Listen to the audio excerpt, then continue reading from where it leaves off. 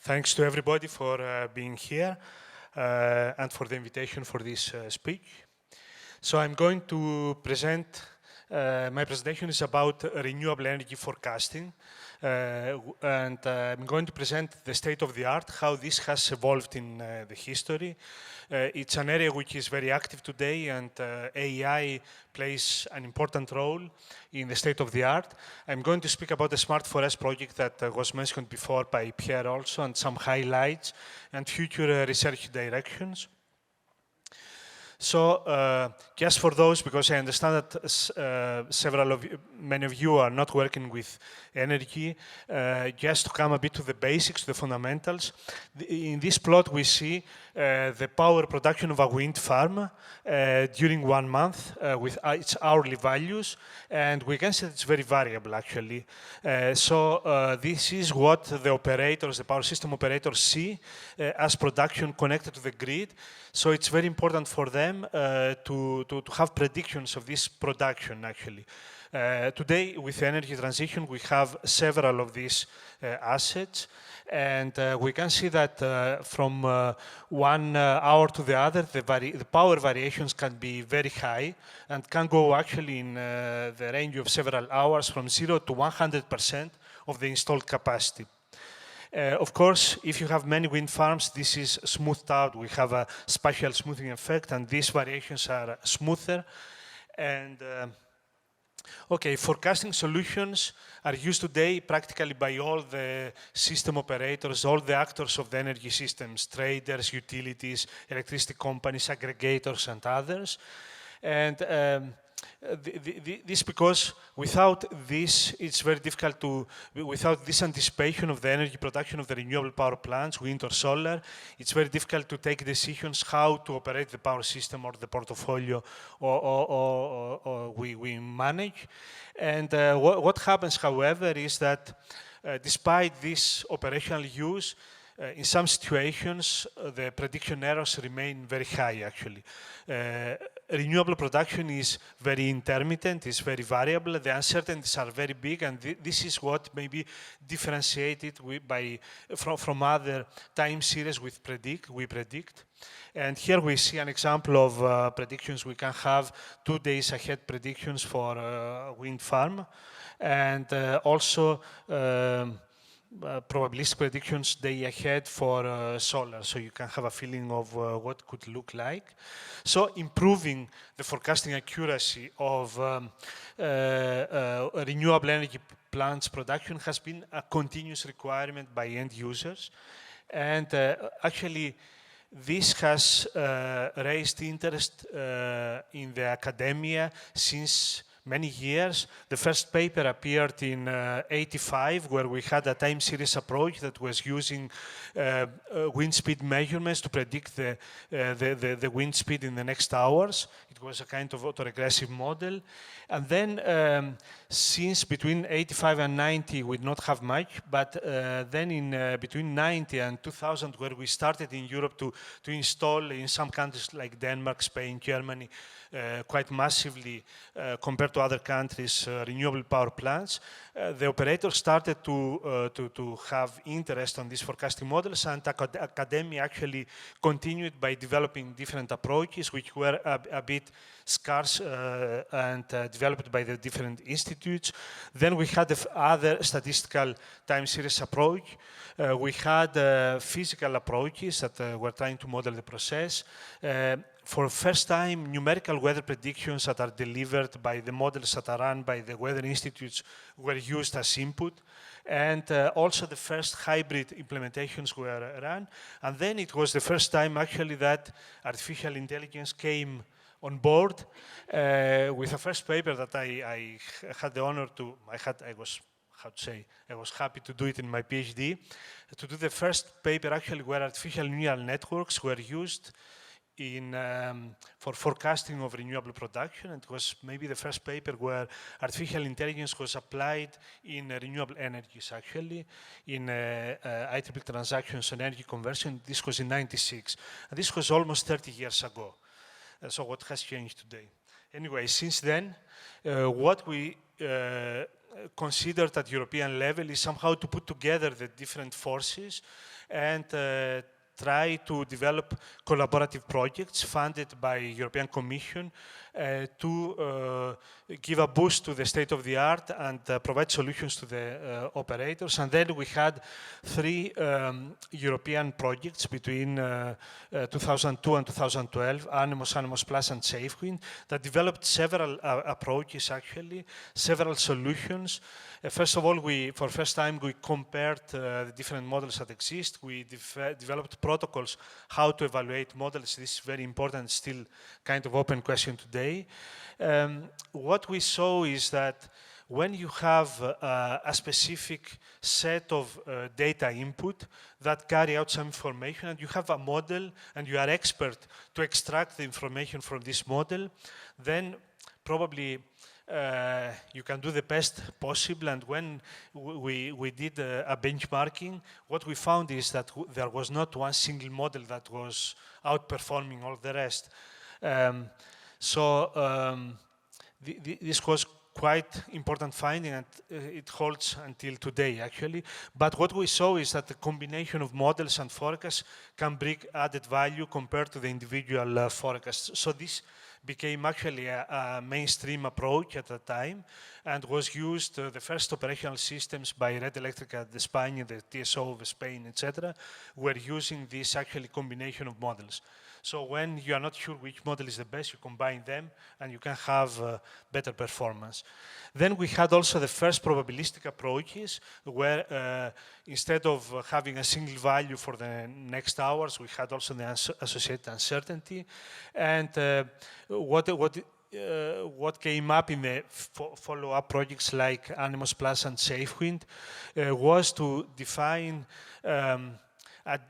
beyond the classical forecast, which is a value for the next hour and the associated uncertainty, some set of complementary products that give to the end users additional information than the classical forecast. I will come back to that.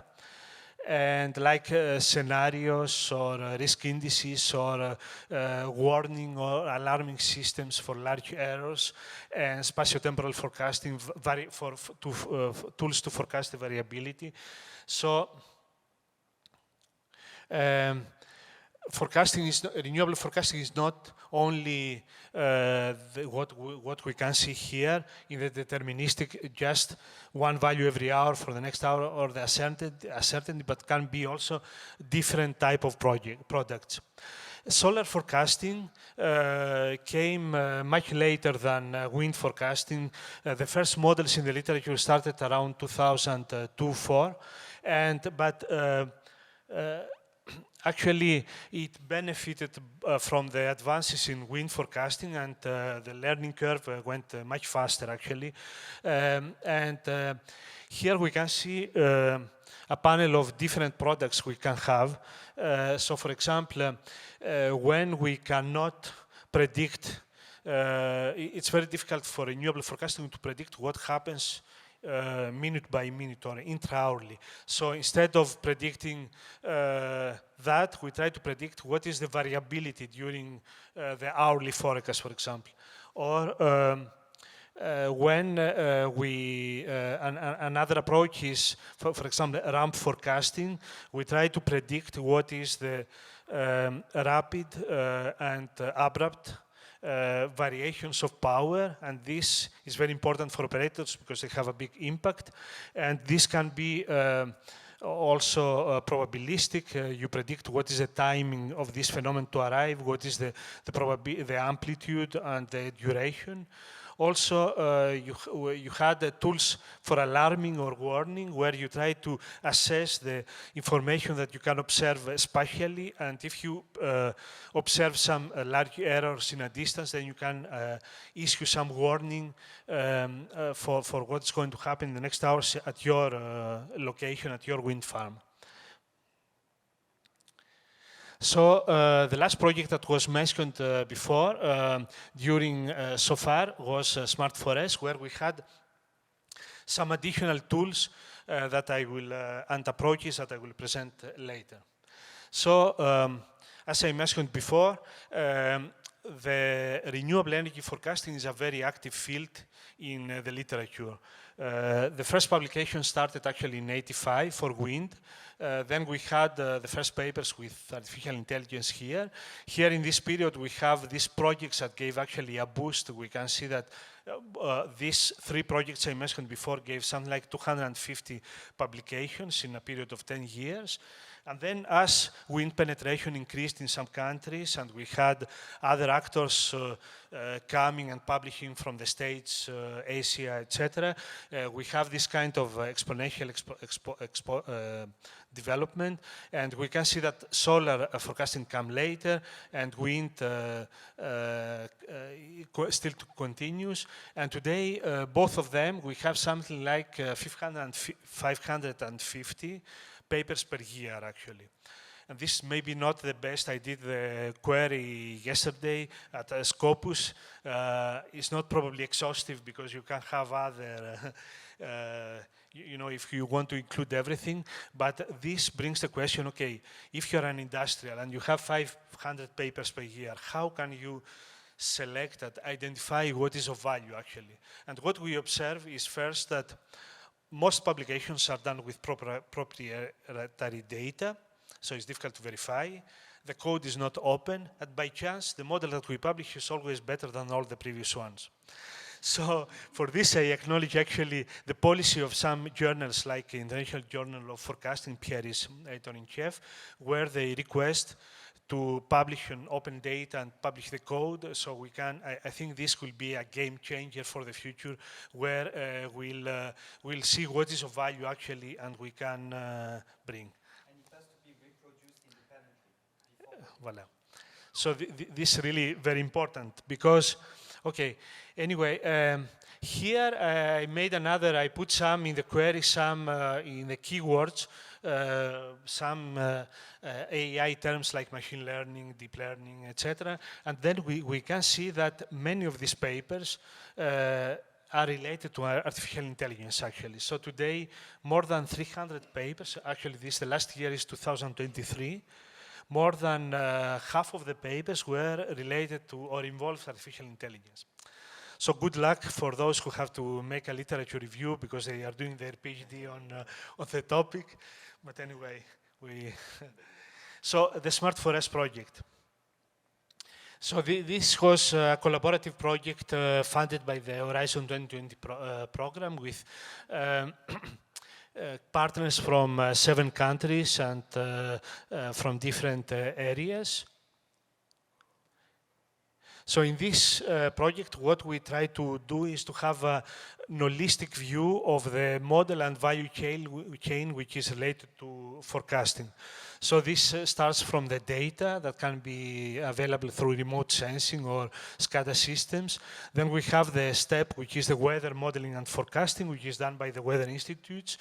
The models that produce the power forecast, then we have all the services that deliver data and the forecast to the end users, who use then these forecasts in decision aid models for power system management or participation in electricity markets. Mainly we had 4 objectives, which may be trivial, but it's important to consider. First of all, was to check with what methods we can extract the maximum value out of data through data sharing and data market concepts. This was a work that Pierre presented before.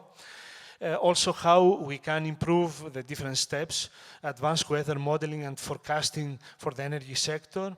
Also, develop new forecasting tools which by design are not only optimized to maximize accuracy but also other properties, and this is something that changes in the forecasting area. Other properties like simplicity, resilience, robustness, or value in applications, and then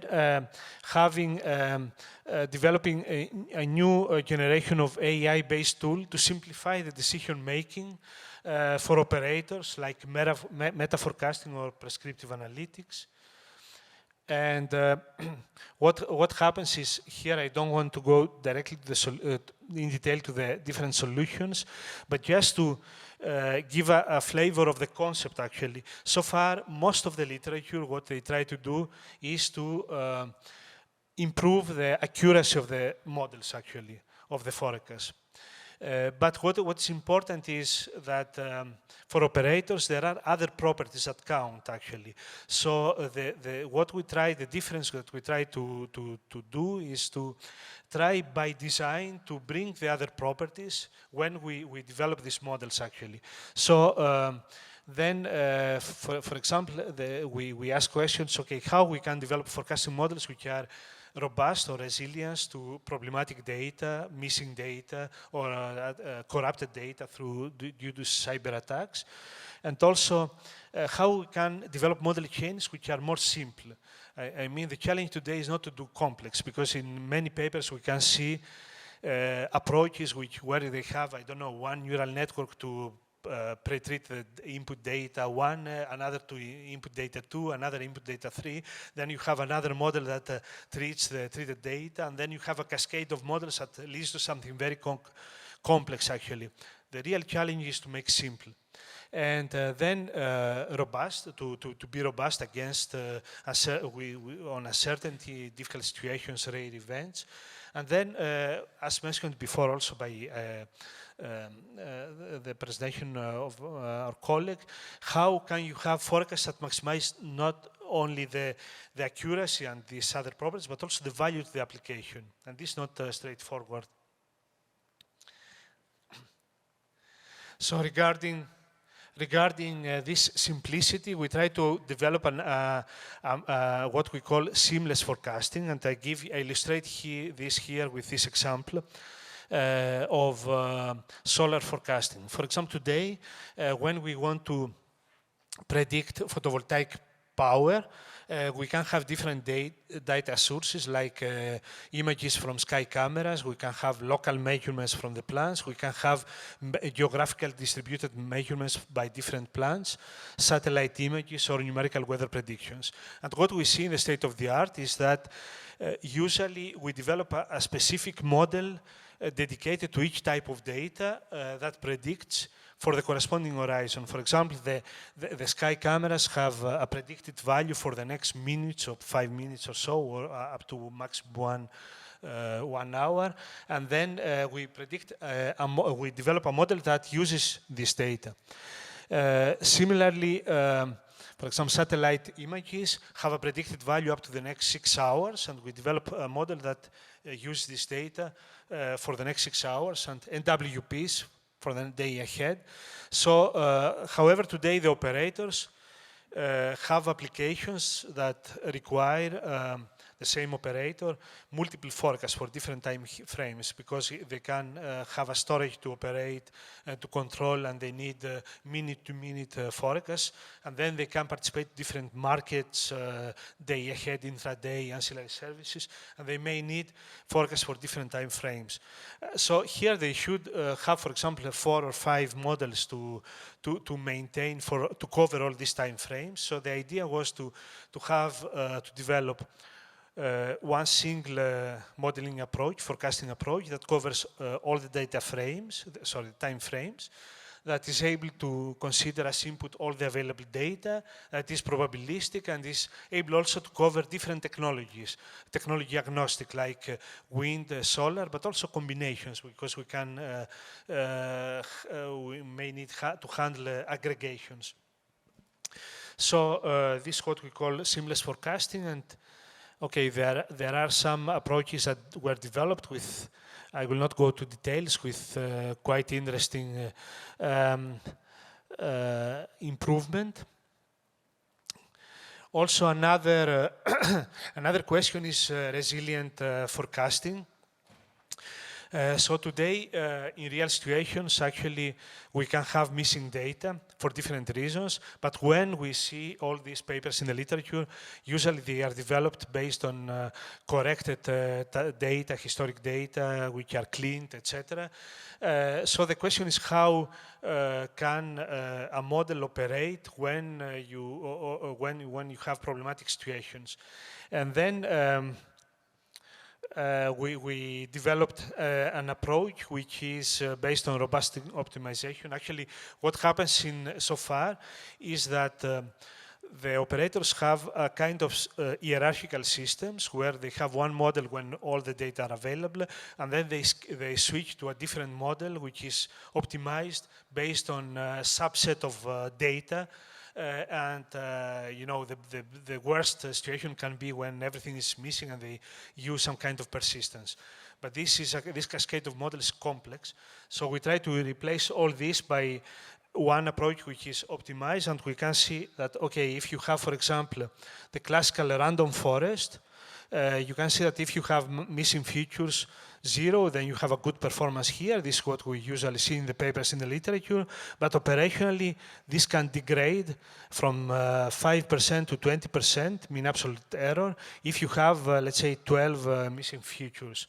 However, if you do retrain, you develop a model which is optimized for each missing feature, you can be there. But if you have this resilient approach that was developed in the project, you can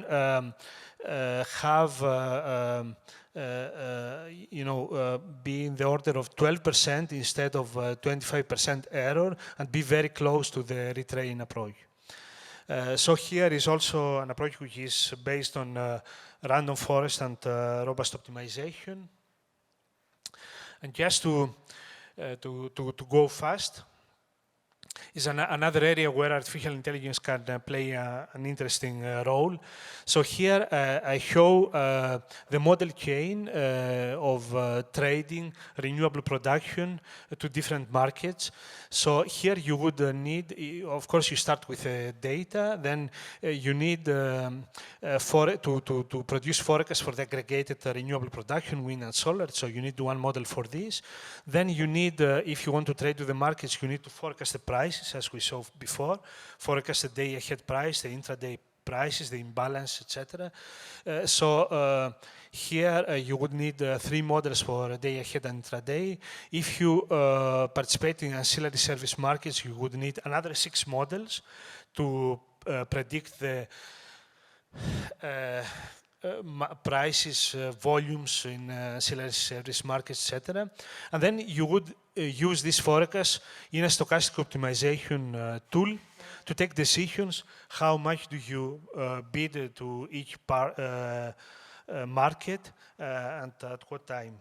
So this is a series of 11 models and that you have to tune and maintain. This is in the classical approach, which is the forecast and optimize. You would have input for each model, then you have the forecast model, you tune it, and then you have the stochastic optimization and the decision. Actually, this is what is done in practice. But what we have tried to do, first of all, is to move from the accuracy-oriented forecasting, which was the previous one, to the value-oriented forecasting. So try to tune the forecast models, not only on the accuracy, as was shown before here, by feedback of their forecast and the error, but also considering the revenue actually we have at the end. So this means the impact on the decision. This is what we call value-oriented forecasting. And then if you do this, then the next question you can ask is, okay, why you don't replace all this by one single model that can go directly from data to decisions? And this can be done with by what is called joint forecasting and optimization, where we skip actually the forecasting part and we try to learn the decisions directly from the data. You can see this with different names in the literatures, like decision-oriented learning or decision-oriented application-oriented learning, etc. The approach that's developed on this is the prescriptive analytics approach, which is actually based on prescriptive trees, which have the advantage also of being quite interpretable.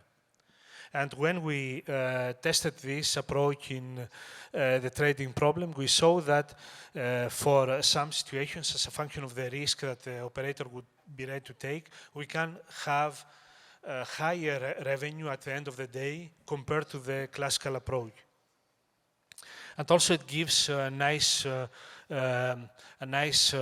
let's say, feeling about what is the relation between the data that we use and the decisions actually.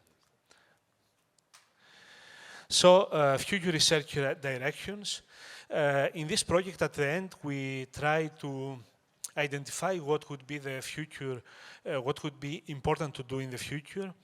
And we gave this, we had this list, and we gave this to the audience of some conferences, which was actually the renewable energy conference, to rank them and vote.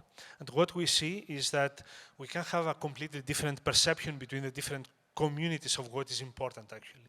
So here that we had an energy community, and of course what was the most important was, okay, to better forecast the extreme situations like ramps, fog, snow, situations, meteorological situations which are difficult to predict actually.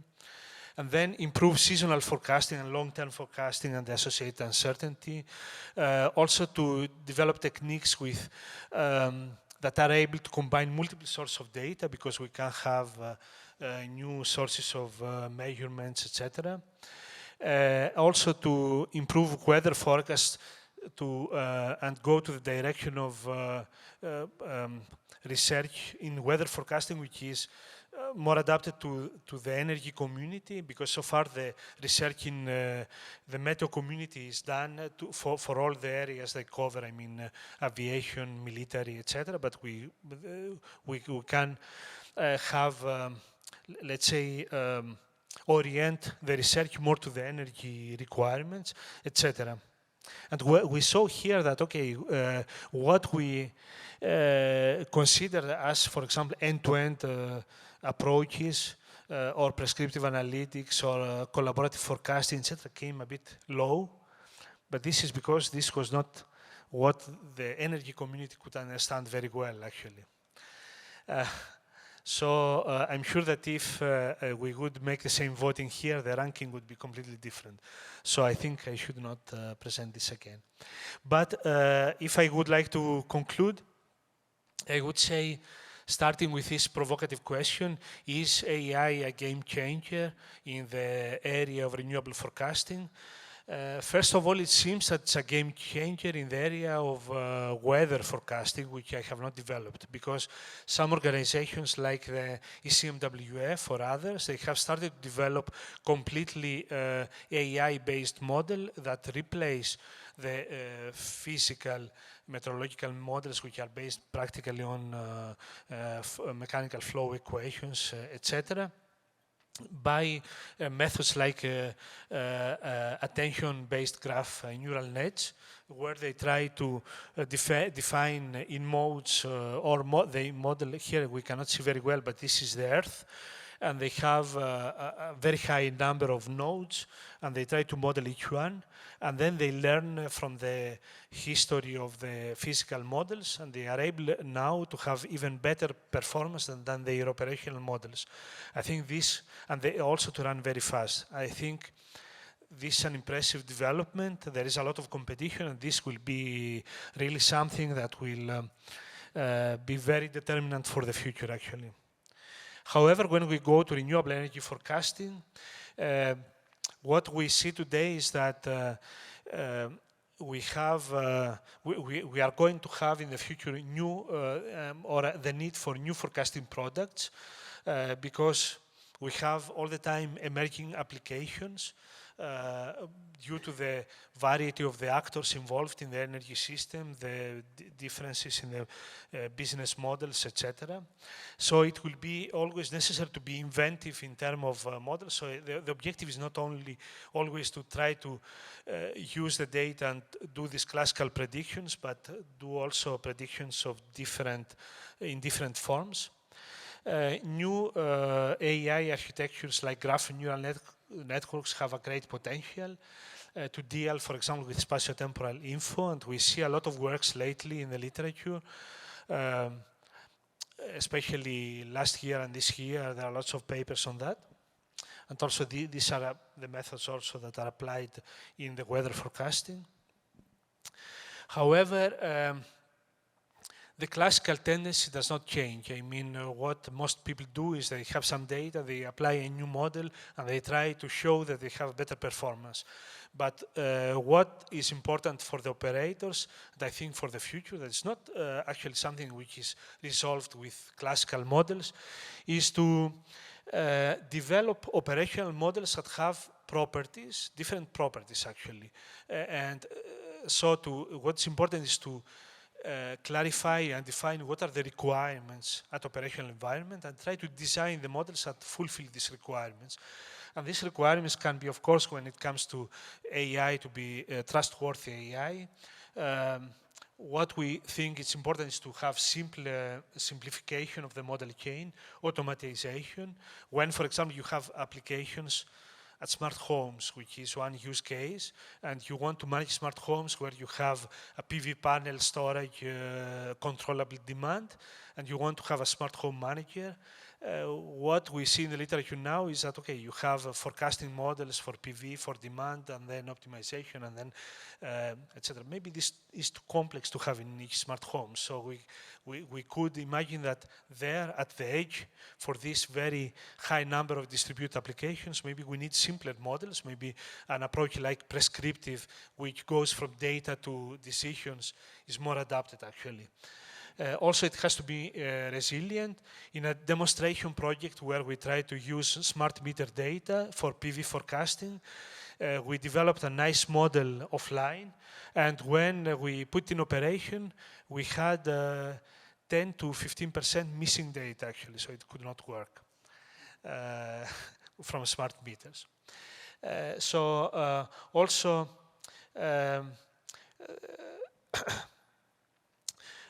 now what happens is that all the, we see that the applications are complex because you need different forecasts and different decisions actually. So it's important maybe to combine these two in this prescriptive end-to-end learning approach. And also what's important is actually what is the place of the operator, of the human in this model chain.